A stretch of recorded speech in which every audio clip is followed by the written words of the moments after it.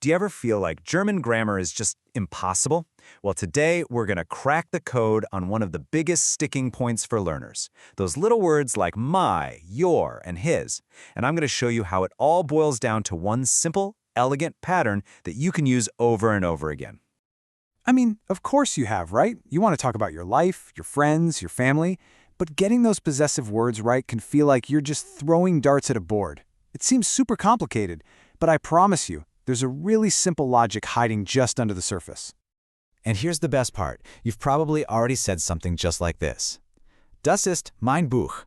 This is my book. See, you're already doing it. We're just going to take what you already know and pull back the curtain on the whole system. So here's our game plan. We'll start with what these things are, then build up the basic forms. After that, we'll see what happens when nouns get in on the action, reveal the full pattern, and then it's your turn to practice. It's a straight shot from I'm so confused to I've totally got this. All right, let's dive in. First things first, what are we even talking about here? Because there is one single idea, one golden rule, that once you get it, everything else just clicks into place. Seriously. In German, the fancy term is Possessive Artikel. But all it means are words that show something belongs to someone. You know, my car, your house, his dog. It's a pretty simple job, right? Okay, here it is. This is the golden rule. This is the secret to everything. The ending on a word like my or your has absolutely nothing to do with you, the owner. It all depends on the thing being owned, its gender, its case, and whether it's singular or plural. That's the whole game. It's about the noun, not the person. Okay, so let's put that rule to work. We're going to start with the most basic situation, what grammarians call the nominative case. Don't worry about the name. It just means this is what we use when the noun is the simple subject of the sentence. This is our foundation. And boom, right away you can see that golden rule in action. Bruder, brother, is masculine noun, so it's just mein Bruder. But Schwester, sister, is feminine, so we have to add an E ending, meine Schwester. The adjective changes to match the noun it's with. Simple as that. Now check out the basic forms here. See that beautiful pattern? For masculine and neuter nouns, it's just the base word, mein, dein, sein. Easy. For feminine nouns, you just tack on that E at the end. This is the same thing every time. And just to round out the picture, here's an example with a neuter noun. The word for car is das Auto. So just like the masculine Bruder, it's simply mein Auto. No extra ending needed when it's the subject. See? You're getting the hang of this. Okay, let's level up. What happens when our nouns aren't just sitting there as the subject, but they're actually involved in some action? This is where we meet the accusative and dative cases. And again, don't let the fancy names scare you. It's just about what job the noun is doing in the sentence. And I've got some great news for you.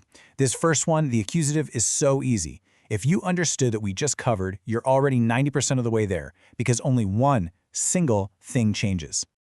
And this is it. This is the only change. Only masculine nouns get a new ending. So, when a masculine noun is the thing being acted upon, the direct object, like in I see my brother, the ending becomes in. So, mine becomes meinen, that's it. Feminine, neuter, plural, they all stay exactly the same as they were before. All right, you're ready for the dative case. Just think of this as the to whom or for whom case. It's for the indirect object. You know, when you give something to someone. And once again, we're not learning some random new rule. We're just continuing the same pattern of changing the endings. So let's take a look at these new endings. Masculine and neuter nouns get an M slapped on the end. So, meinem Freund. Feminine nouns, they get an er ending, like in sein or mutter. It's just a new set of endings that you match to the noun, all depending on its role. Okay, this is it. This is the aha moment where everything we've talked about is going to click together.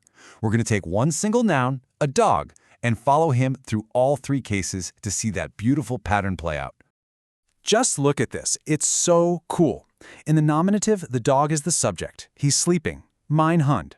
Easy. In the accusative, I'm the one doing something to him. I see the dog. He's the direct object, so it becomes meinen Hund. And in the dative, I give food to the dog. He's the indirect object, so it's meinem Hund. The word for my changes based entirely on the dog's role in the sentence. That's the whole system, right there. All right, you've seen the theory, you've seen the pattern unfold. Let's do a quick practice round to make sure this all sticks in your brain. Okay, first one. Ich sehe blank brother. I see blank brother. The word you're using is dein, for your, and remember, Bruder is masculine. Take a second. What's it going to be? It has to be deinen. Why? Because Bruder is the masculine direct object. He's the one being seen. So you need that en ending for the accusative case. Awesome. Okay, let's try one more. Wir helfen blank Eltern. We help blank parents. The word is unser, for our. And here's a hint. The verb helfen always takes the dative case, and Eltern, parents, is plural. And the answer is unseren. That's because the dative plural ending is always n. So, wir helfen unseren Eltern. You're doing great. Okay, let's bring it all home. We're going to boil everything down to the absolute essentials. If you only remember 3 things from all this, make it these 3. Number 1, they show ownership. That's their job. Number 2, and this is the big one, the endings always agree with the noun they're describing, not the owner. And number 3, if you can just burn that core pattern for masculine nouns into your memory, mein to meinen, you've basically cracked the code for the whole system. So what does this all mean? It means German grammar isn't always about memorizing a million different rules. A lot of the time, it's just about finding the underlying pattern. Now that you've seen this one so clearly, it kind of makes you wonder, right? What other parts of German grammar that seem so intimidating might just have a simple, elegant logic hiding underneath it all?